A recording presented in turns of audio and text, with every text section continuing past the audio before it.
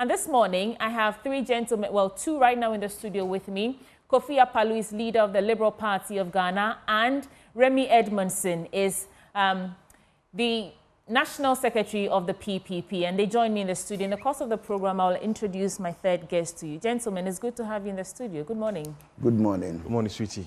Okay, so what's on your mind? You know how we do it on the news review segment. You have a minute or two to take us through your thoughts. What's occupying your mind this morning? I'll start with you, Remy.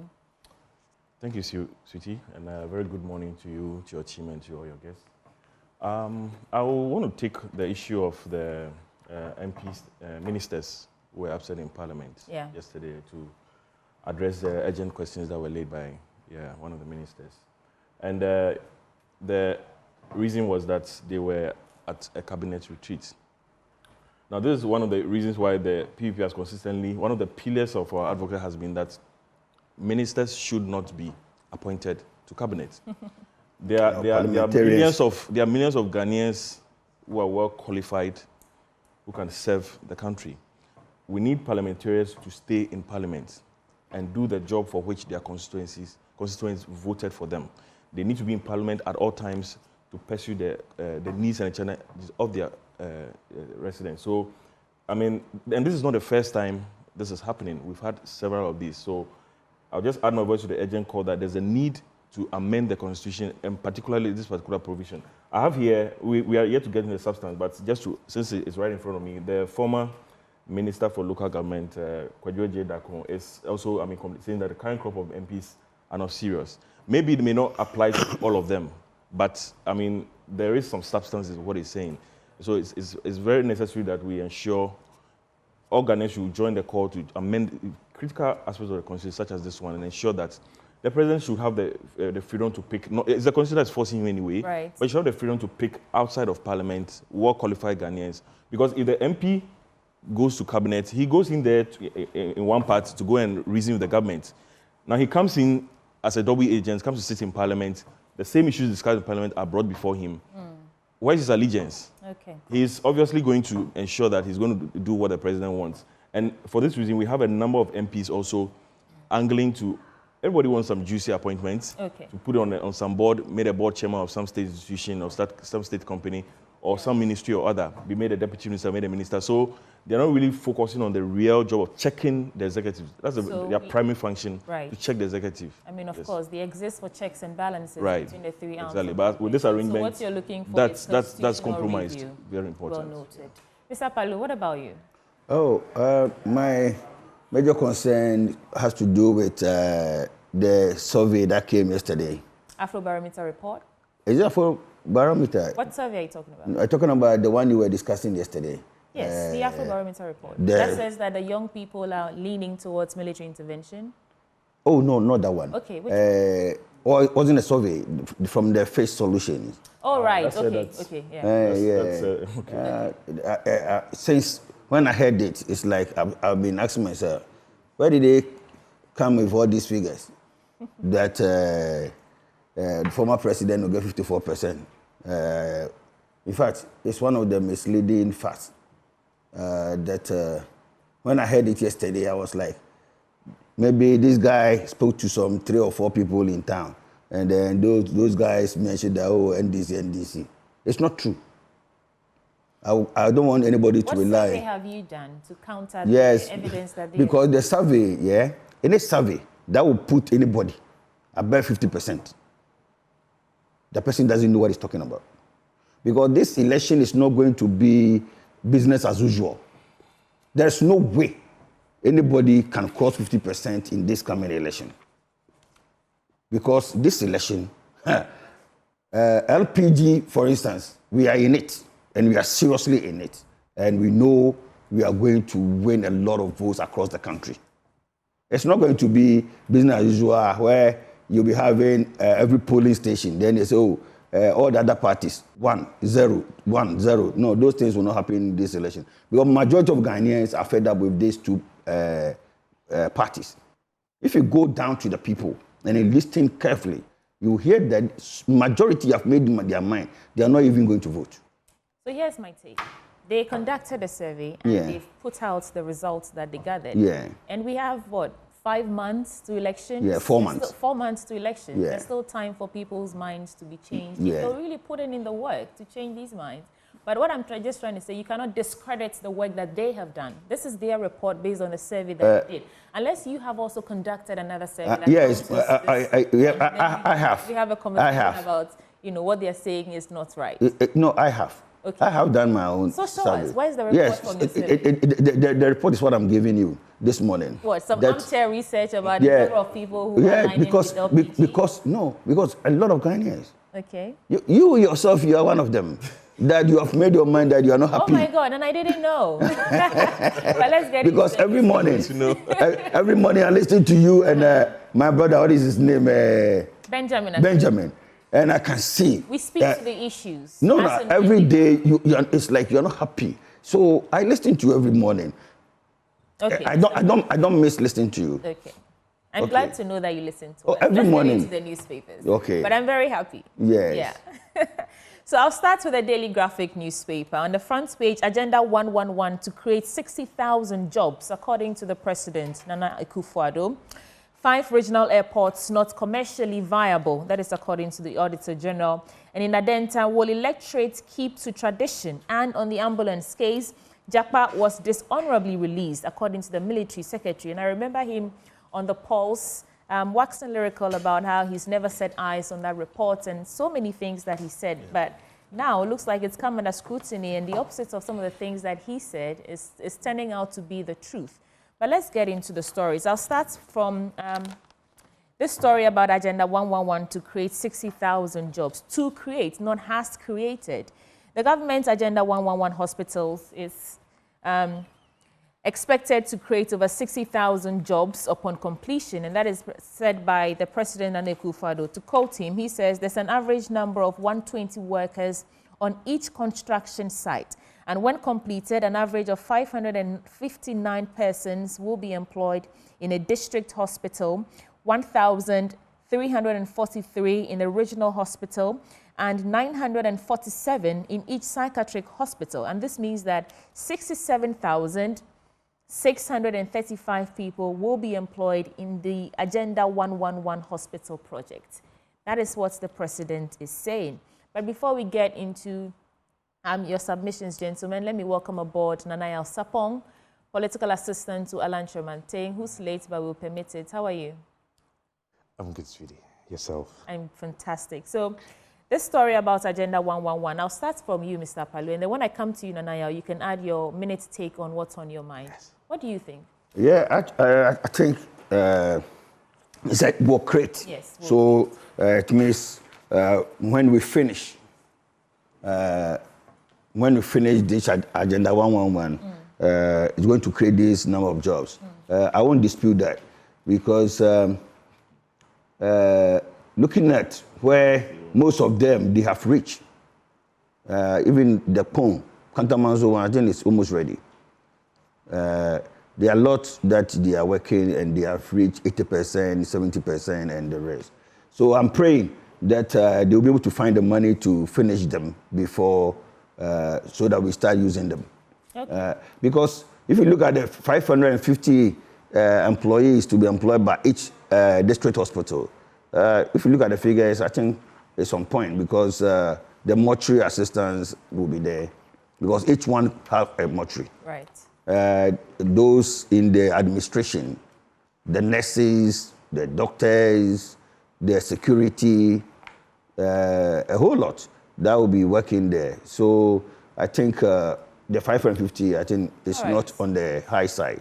Yeah. So you think this is possible? With 5 months to the end of their tenure? Okay. I'm not doubting that they won't be able to finish. Okay. About, let's say, 70%. They'll be able to finish more than 70%. Because I want to find out what's showing on their performance tracker, but I mean I'll do that later. Yeah. And where they've reached on the various. No, I've sent my guys around to check all those things to find out where they've reached, and they've done well. Okay. Yeah, they've done well. Remy, Agenda 111 to create over 60,000 jobs when completed. Yes, I think it's a very bold and laudable initiative the government took to address the persistent health challenges in the health sector.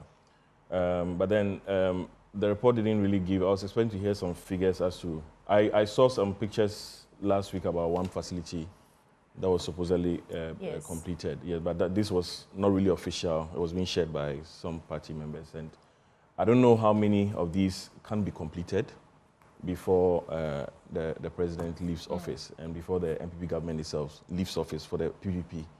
I think you're talking about the 120-bed Setre Kumewu District Hospital, right? So anyway, it's good, but my concern also is that the government needs to also work harder to address some of the challenges. I mean, whilst putting up infrastructure, bringing in new facilities into the system, let's also look at fixing the existing challenges. We still have very, poor emergency response systems across our health facilities. And today, if any of us, should have some issue and has to be rushed to if it's not a private hospital, you can't afford a private hospital, you have to go to a public hospital. Okay. You have no guarantee that you're going to even get a bed, and the trauma that family members face having to take patients there is really not pleasant. We also have this issue of the health workers migrating, another very important issue that really needs to be addressed at its roots. Now, most of the qualified professionals, let me even talk about the nurses, are leaving, or most of them have left. Yeah. And we have the situation where we have less qualified ones who are having to fill in. I read an article yesterday, an interview from the Ghana Registered Nurses Association calling for the government to scrap the certificate and diploma, yes. And it was to address so that we will make all nursing qualifications degree-based, so that at least you improve the skill level of these nurses. Because look, we are the ones that they're going to take care of. Okay. Yeah. So, and then lastly, also is the health insurance challenges that also have been quite perennial and persistent. Okay. At which government will also take steps to address these, make sure that the more drugs, that patients need, people on the borderline who are having financial challenges can't be able to afford them. The current situation where most facilities will just prescribe them for you to go and buy outside because they either don't have them, or, NHIS is not covering them, or perhaps the money is not coming in. So these are issues that I need the government also to address for the ordinary Ghanaian. Okay. Well put. Nana Elsapong, first, what's on your mind? You have your minutes taken, then you can add your reaction to government's projection that over 60,000 people will be employed. Yes. Jobs will be created after Agenda 111 is completed. Thank you, and thank you for giving me the opportunity to make a statement with my 1 minute. What I want to talk about is on tourism. You know, tourism has been one of the major contributors to our GDP, and it is hard time Ghana makes good use of the opportunities that we have. On Monday, the people of Dagon celebrated the Bohom Festival. That's a fire festival. And I think that it's time that we leverage on some of these festivals across the country. Getting into August and September, most tribes in our country would be celebrating their festivals. I think that the Ministry of Tourism has a responsibility to be able to leverage on some of these festivals and able to generate much more revenue and to create jobs as has been stated. Of course, Agenda 111, it's been an interesting journey so far. I think that when it was first mentioned, every single Ghanaian was excited about it because we had all complained about how citizens do not have access to health facilities. And of course, we were worried about the delays in the project. The way and manner in which it was promoted, we thought it was going to take some few weeks and months to complete. But sweetie, let me be quick to add that completing the physical health structure does not make it operational. I believe that once they are being completed, the Ministry of Health should be putting in the measures to Right. be able to make them operational. And also, as my brother said, they should be able to put in measures to build capacity. Making everybody a degree holder in the health sector, in my view, that is another subject for debate. But I think that there are stages and there are different jobs that are being done by our health service providers. Okay. And so we should look properly into that. But what is most important is for us to build capacity. Having the degree in nursing or having been able to complete a medical school does not put you on top of your job. We should be able to push the Ghana Health Services and the Ministry of Health to build capacity. Okay. Yes. Thank you for that. Let's do some more stories. 5 regional airports not commercially viable. And this is still the Daily Graphic. I'm on page 13 now, according to the Auditor General. And it says, in spite of the continuous efforts to enhance airport infrastructure in the country, it has emerged that the outcomes have been underwhelming, with the 5 regional airports yielding less returns than anticipated. And data sourced from the latest Auditor General's report on the account of public boards, corporations, and other statutory institutions in 2023 showed that in 2022, the airports generated a combined revenue of 13.13 million Ghana cedis from the operations, as against an expenditure of 39.14 million.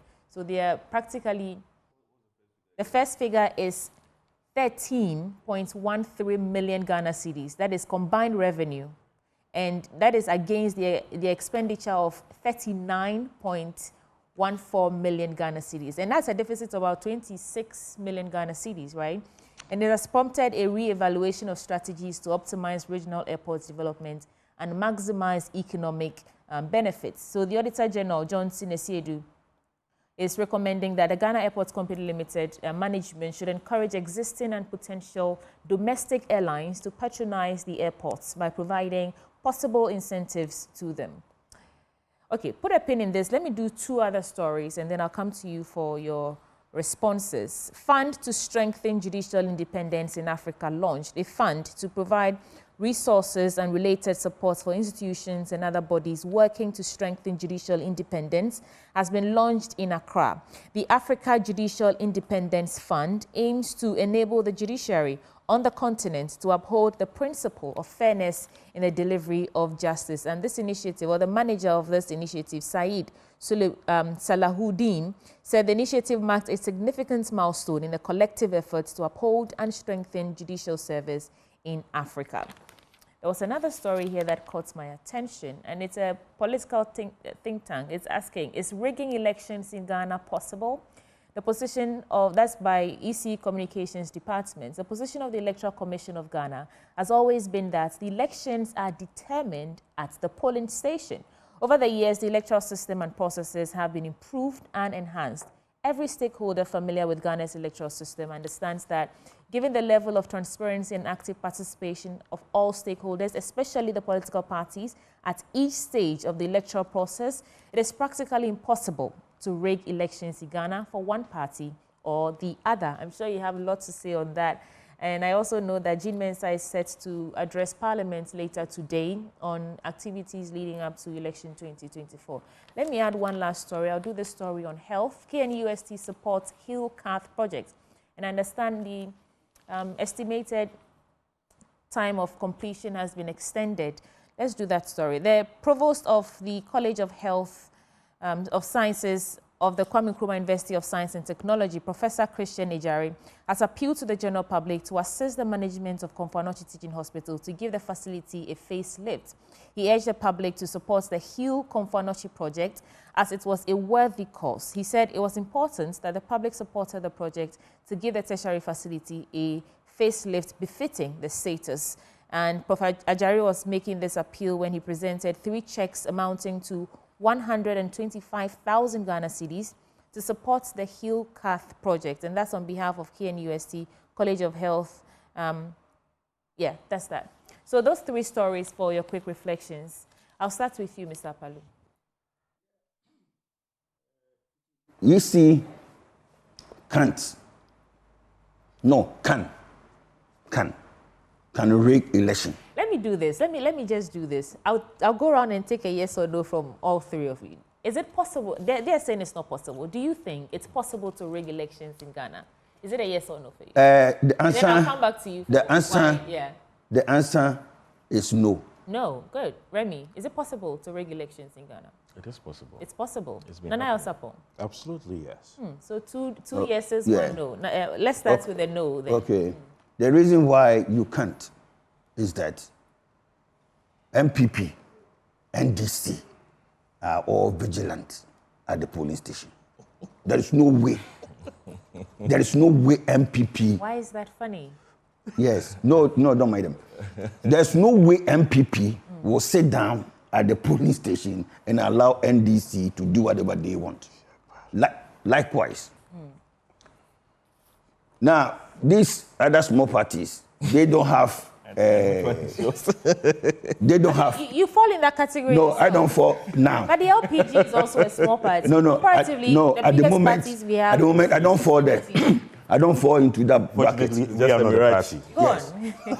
It's just a mirage. So, at the moment, I don't fall into that bracket. Why do you fall there? Just a Are you a major political party in the country? I would say I'm almost to the level of MPP and NDC. Wow. Yes. That's ambitious. Yes, But let me I'm take- almost there. Go ahead. Yeah, LPG is almost there, and we'll get there soon. I won't lie to you, unless you go and do your own studies downstairs. Now, it's not possible. Even the EC will not even think of that, to do that in the first place. The EC will not. When you go to the polling station, you have what you call the pink sheet, and that pink sheet, we start filling the pink sheet even before we issue a ballot paper to the first person to go and cast. So if you train your people very well, they know what to do with the pink sheet. It's all about the kind of people you are sending to the polling station. You don't send macho men to polling station. You send people who are level-headed to polling station. You have to teach them to understand what they are going there to do in the first place. Secondly, after the ballot have been cast, before they pour the ballot papers on the Before they count the vote. they count them. You have to fill part of the form. We are familiar with the electoral process. Yes, some people may not. Okay. I know you are genius. Now, after they counted the ballot, they have to also fill the form. Yes.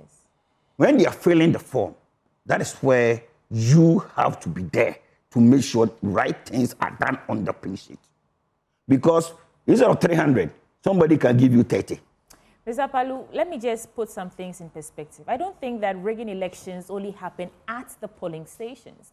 Some of the concerns that the NDC have been raising, the beginning of this year up till now, is that some of the activities leading up to election 2024, exactly. like missing BVRs, Right. Yeah. like attempting to abolish indelible ink, like there's so many issues that they keep highlighting, which if you really want to rig an election, that's where it starts from. No. It doesn't only happen at the polling station. All So those things the processes you're outlining that's not. Yeah, you see, they are all gimmicks. Because the political parties are active there at the polling station, so it's impossible to rig an election. Give me more than that.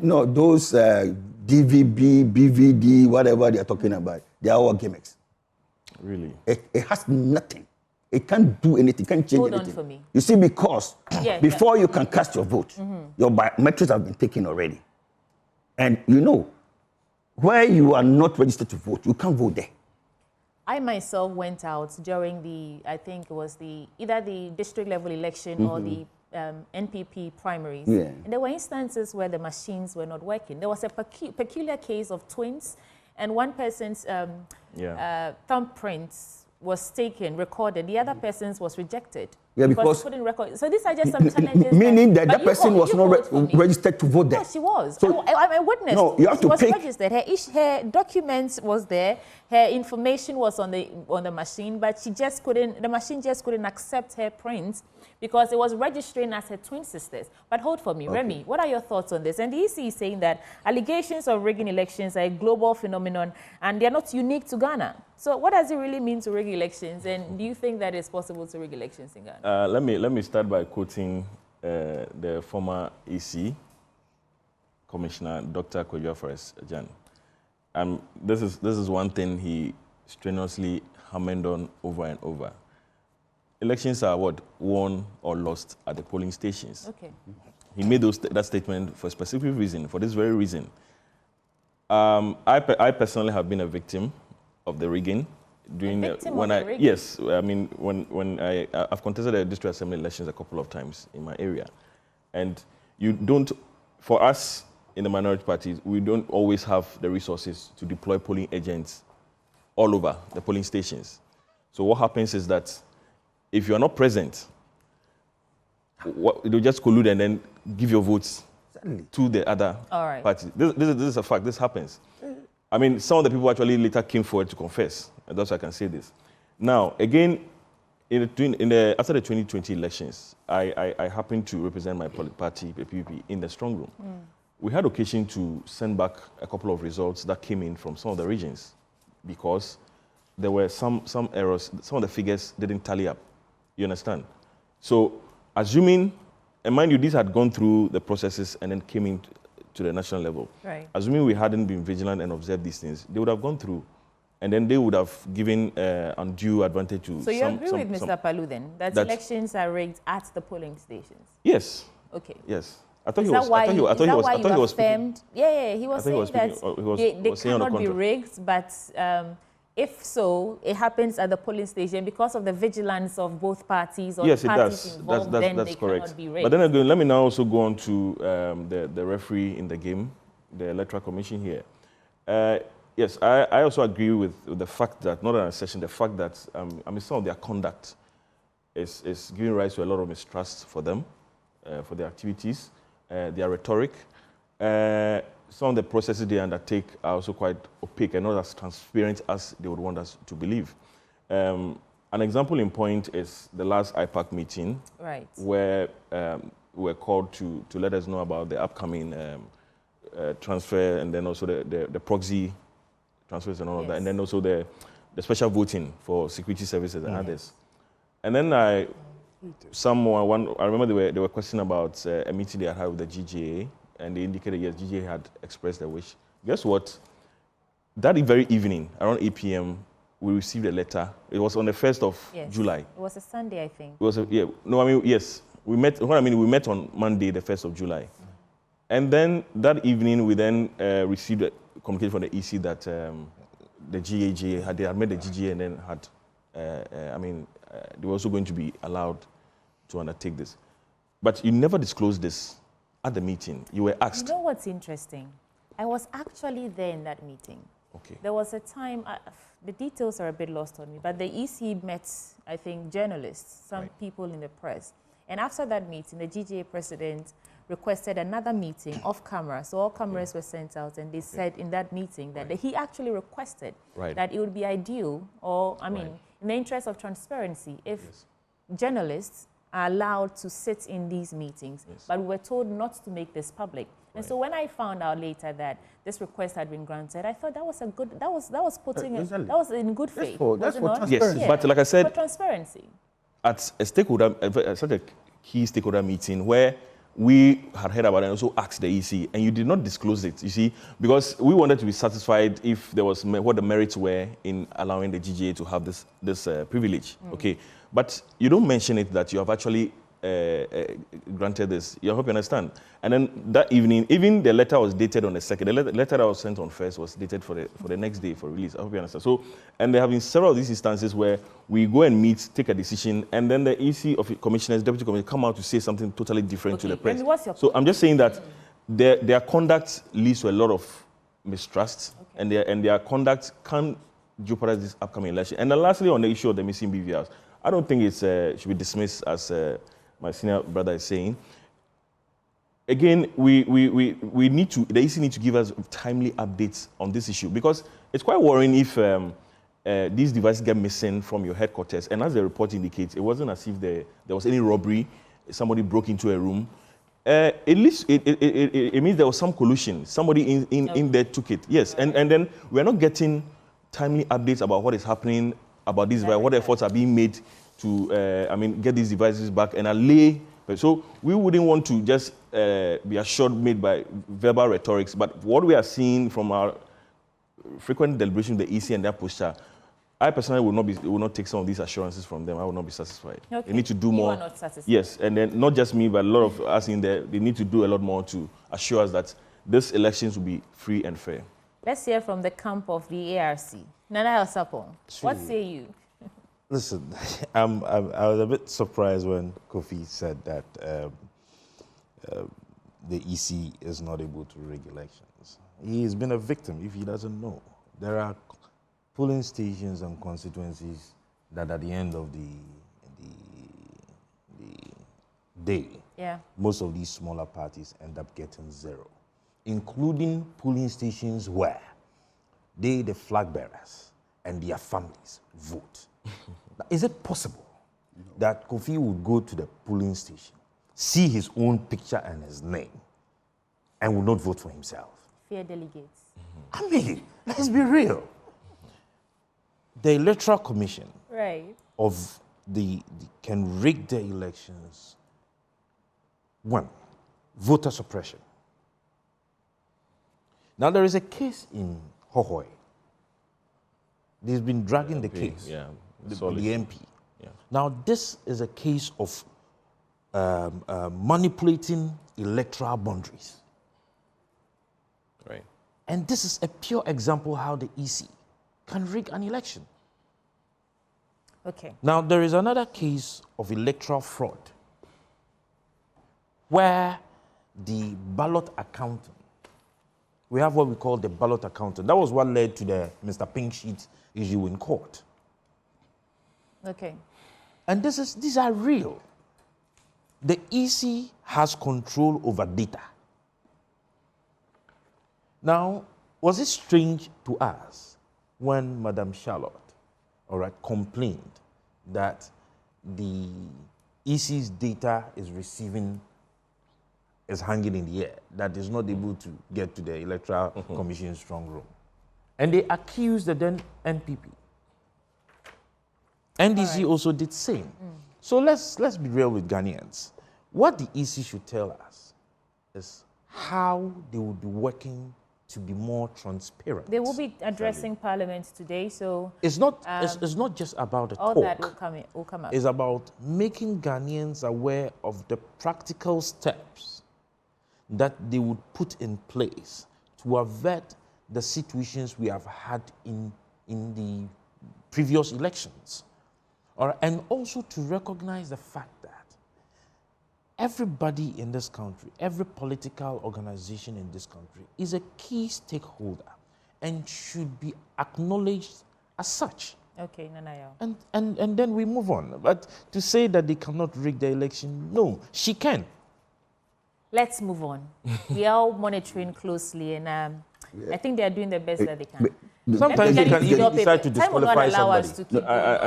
Have you been disqualified?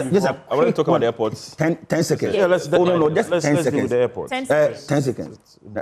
I want to correct some impression that Charlotte said made some statement. You said they hijacked the Oh, of course. I mean, this is public. See, this is not electronic voting. Have it in mind. This is manual voting. Ghana, we don't do electronic voting. No. They transmit the results. Yes, you see, they transmit the results. You see, electronic voting is different from manual voting. Oh, please, let me finish. They transmit results. No, please. When you transmit results, no matter what it is it by post? Nobody. No, please. If you do your work well, as a party, as a political party, if you do your work well, you know your resource. You know your resource. You know your resource. You don't depend on EC's resource. You have to do your work first before you compare your own to the EC's Point own. hopefully, when it's time for you, you also do your work. Exactly. Depend on the EC. You see, this small party. Your 10 seconds. 10 seconds. The 10 seconds. They don't have. Your 10 seconds is up. So on the airport issue, Remy. I want to give. I just hope he's not disqualified on the though. airport issue. This small party, they don't Remy, have members. let's have a conversation. Remy. Yeah. Mr. Anyway, The airports. Let's deal with that. I was just telling him his votes are in his posters nationwide. He Yeah. doesn't have anyone on the ground. That's just by the way. No now, worry. on the airport issue, you see there was a point in there that said that The 20 they wanted to something deficit. yes, they wanted to undertake a re-evaluation Yes. to probably improve the result, the financial results. This is where the challenges arise from. Shouldn't these value for money analysis evaluations they should have been done way ahead of siting these airports? So often we have the situation where infrastructure and some development agenda is undertaken for political expediency. So the people in a particular area clamor for certain infrastructure or clamor for certain needs. Maybe that is not exactly what they need. I'll be very happy to see. I've not seen whatever reports which Is the Auditor General's report? No, I'm talking about the feasibility studies which justify citing these airports. For example, the whole airport, as we know, is not really functioning anymore. Yes, so that we could have whether the indigents were actually consulted to find out if it was airports that they wanted, or they wanted something. Is it up to the indigents? Yes, but you are in the interest of developing. I understand that, but we do not need airports. Various. Who are the people who are most likely to go to the place? Is the indigents and maybe people may be going there for business or some other purpose? Is it possible for indigents to reject an airport? Yeah. I'm just saying would that actually ease their. That's what I'm saying. That was there any stakeholder? I'm saying this because this is not only about airports. It's about other facilities that we sink money into, become wildlife fund, and are now being used. People sometimes, it's possible that if you ask them, you see, I've done a bit of engagement at the local level, at the district assembly level, and we have a lot of this happening where the assemblies go ahead to undertake projects that the people don't really need. They are actually pressing needs that they would have wished if they were involved in the decision-making process, the stakeholder consultation process. If this had been done, I do not think we would have the situation where we've sunk money into airports. And you see, ask yourself, how many people, if you're, for example, how many people can afford to fly Remy, we over have there? To do other you understand? stories. Yeah. So, your point is made. Yeah, so I'm just, lastly, let's look at developing our transportation infrastructure. There are roads, there are rails and waterways that we should look at. Yes, I think that the airports are important. It's hard time that Ghana begins to look at a PPP in our airport infrastructure. All right. I also believe that it is time, just as we have in the Great Transformational Plan, that government in itself, partnering other stakeholders, establishes a local airline. And once we are able to do that, I think we would be able to increase the air traffic domestically. With the establishment or the existence of the AFCFTA Secretariat here, air cargo is something that government should be looking into. Right. And once we are able to increase these air traffics and other stuff, I think that the airports will become busy. And once they are busy, revenue begins dropping. If we're going to leave these islands, these airports ideal. If you go to Terminal 2, right? Now, after 9 p.m. or so, it's empty. Yeah. All right. Are we able to do something about it? Because that's why they are appealing to local flights. To patronize these airports. People would patronize airlines. People would patronize these airports when they are affordable. All right. Now, if government makes that business more lucrative and attractive, all right, are we able? You see, if you go to the developed jurisdictions, the United States and other places, airports are privatized. Okay, Nanaya, let's get into your paper. You have the Daily Guide newspaper. No, I've not said anything about it. I'll come back to you. Would you build an airport? So I have the Daily Guide newspaper. It says the front pages, Equiapim Benkum Division endorses the NPP. We have the NDC Women's Organizer Chase chairman over Ashawo comment. Ghana Publishing expands to Kumasi, MD drives innovation. The most interesting one here, cement price fixing won't address increment. Okay. Very interesting, of course. Which of these stories do you want to get into? You have just... I want to get into that of the cement pricing. It says that the chairman of the Chamber of Cement Manufacturers Ghana, COCMAG, Frederick Abrecht, has stated that the proposed fixing of cement price by the government would do little to address the main cause behind the increment.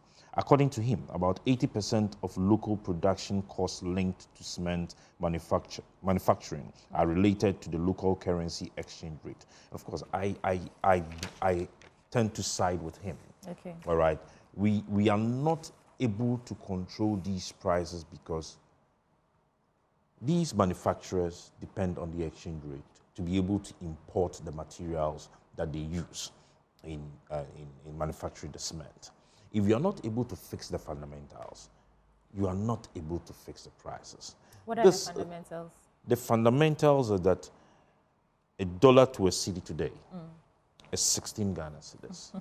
What is the Ministry of Finance and the Bank of Ghana doing to fix this? What are the short-term measures? What are the long-term measures? It's more or less the Ministry of Finance is doing more of a propaganda PR.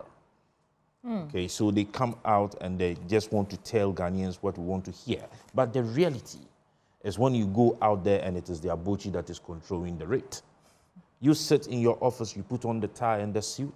At the end of the day, there are no practical solutions. All right, we just blow the hot air and we expect that the dollar rate, the exchange rate should be fixed. Okay. Who controls the forex? Please hold for me. Remy, so there's issue about cement pricing, but before you get into that, do your headline stories for me, your banner stories. Okay, so the Daily Searchlights, Kojo Ajay-Dako, I already mentioned, former Minister for Local Government, says the current crop of MPs are not serious and that the letters you use pose to punish those who absent themselves. At a forcing trial, Jakpa was released, but not honorably witnessed.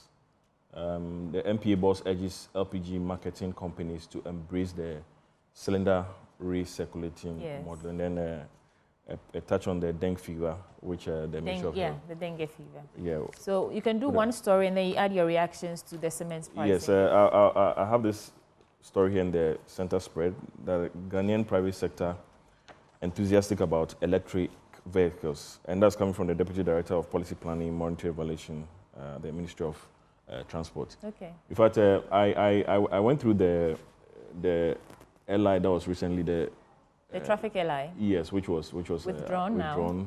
Eventually after the public outcry. But I noticed that I was happy to note that there were some provisions that had been made for people, licensing and the usage of electric vehicles in their operation. Yeah.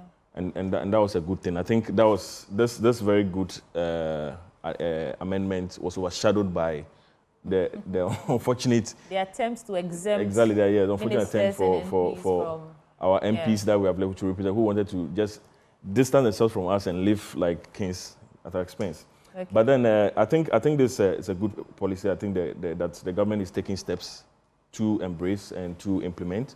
Electric vehicles have come to stay, and as the world is moving to embrace more of this and do away with fossil fuels, it's important that we have the right infrastructure. And I'm happy to note that yes, they are taking steps to ensure that the cost components for the purchase of these vehicles are reduced for the ordinary Ghanaian to be able to afford. So now cement pricing. Yes, as my brother said, yes, we all know that as much as some of the production is done here, some of the raw materials are imported, and so we are all aware of the dollar's onward march. Well, the fear is that by December we might hit 20. Onward steady march. Let me play the devil's advocate. So the dollar is onward marching and the cedi yes, was... very, very, very steadily.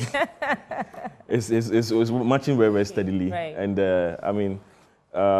yes, so to some extent, I as a consumer, I'm very happy that the sector minister is very much interested in ensuring that cement prices are stabilized and made affordable for the other Ghanaians who wants to put up some structure for himself, him or I himself. think the story was that is that what we really need now? Do we need regulations, or do we need to fix the fundamentals that feed yes, into yes. So the that's just increase exactly, that's just a background I'm saying to my point. That yes, it's good. He's I mean, that I don't know. I believe that's his intent. But there are these factors. The producers also have a point that these are factors that need to be looked at. Okay. So it's, if the government wants to ensure that prices are brought stable, I think they need to look at both sides. All right. Listen to the producers as well. I mean, they have genuine concerns, and then you have to do your part. I mean, they have expenses like electricity, not just the forex, but cost of electricity,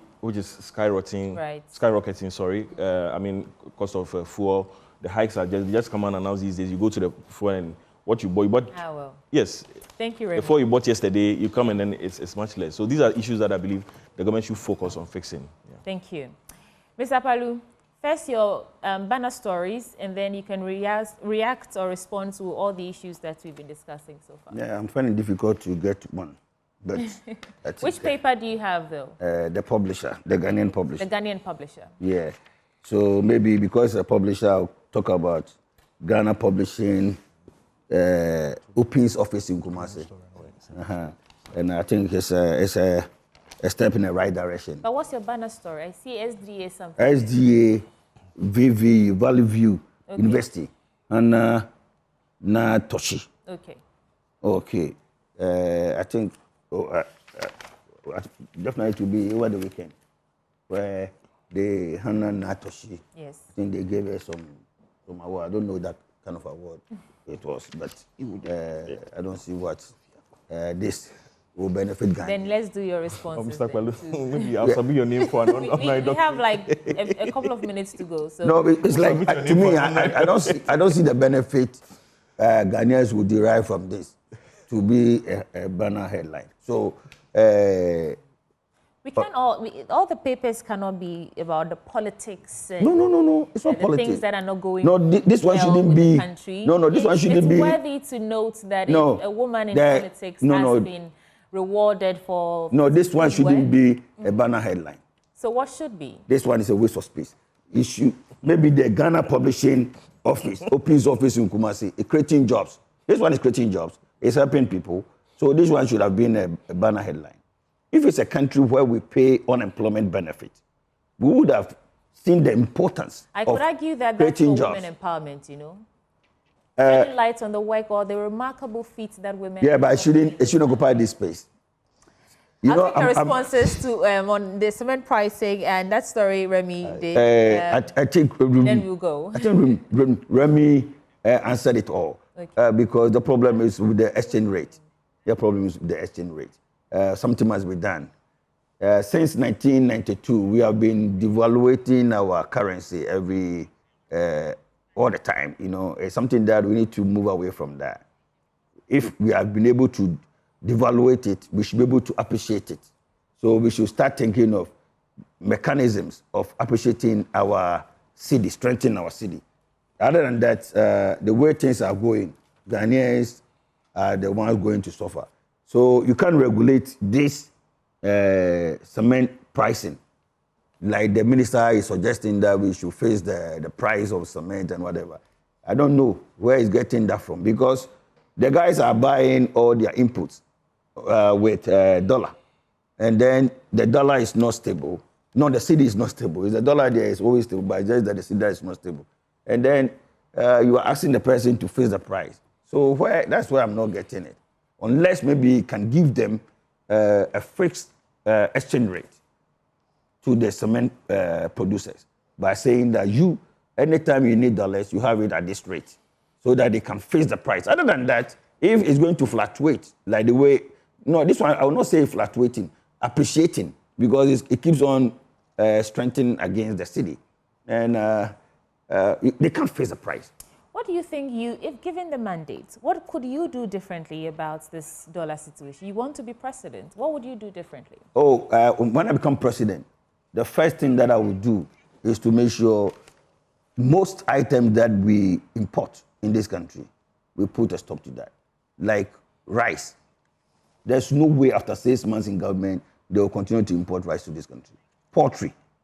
Because I have to find money and give money to the poultry farmers to produce enough poultry for our consumption. At the same time, to do something to do with rice. I was so happy when I saw something that the government is giving some young guys 1 million cedis, 1 million cedis. But the amount is too small, 1 million cedis. And one of them is a rice processing company. Okay, Mr. Palu. I think the guy needs about 100 million cedis to do that. We don't take ambitious projects. That's our problem. We try to do petty business. You don't think Agenda 11 is an ambitious project? To me, one district, one factory. No, the one district, one district, one factory. To me, the way it was done, you can't tell me that they're going to put factory in every district. Is that not ambitious? Yeah, and no, would it it's not. Have, if actually this was done, business it doesn't work. We have what we call economies of scale. So you need to share common costs. So if you are to put all business, in, let's say about 50 or 60, you put them in one area, they will share certain costs. You understand? But if every district will have his own factory. But I'll give you 30 seconds. So this Nanea guy is boss final words, please. So just 30 seconds, please. On the import substitution that Kofi Akpalu was talking about, I think in October 2022, Alan John Kojo Shamantin submitted to cabinet. He led a team of cabinet ministers to actually put together a document that would actually import substitution in this country. Of course, in pushing to industrialize this country, there is a need to actually look at that. Okay. Now, at the back of the electric cars, all right, you see, when Alan was at the Ministry for Trade and Industry, he was able to come up with this automobile development policy that actually had helped the Ministry of Transport to actually also develop its policy on these electronic cars. And I think it's a good call. It's a good once it's coming in, it's going to create some jobs, and it's also coming in to help deal with these issues of Thank you. Remy, your final words. Yes, I think we didn't have time to address this, but I think it's loud. I'm happy that the Ghana Publishing Company, it says here, has opened a branch in Kumasi. Yes, and I was watching the MD speech, and yes, he was saying that one of the key points was about the employment. I pray that the company can be run very well, and to be able to expand to all regions and create more employment and value to citizens. Mr. Palu, in 30 seconds, I'll cut you after 30 seconds exactly. Final words. Vote LPG 2024. The best party. If you want the best, vote LPG and forget the rest. Thank you for making it brief and short. My guest this morning for News Review was Mr. Kofi Akpalu, leader of the Liberal Party of Ghana, presidential aspirant, Nanaya Sapong, political assistant to Alan Tremanting, and Remy Edmondson, who is the National Secretary of the PPP. Gentlemen, thank you so much for joining us for breakfast.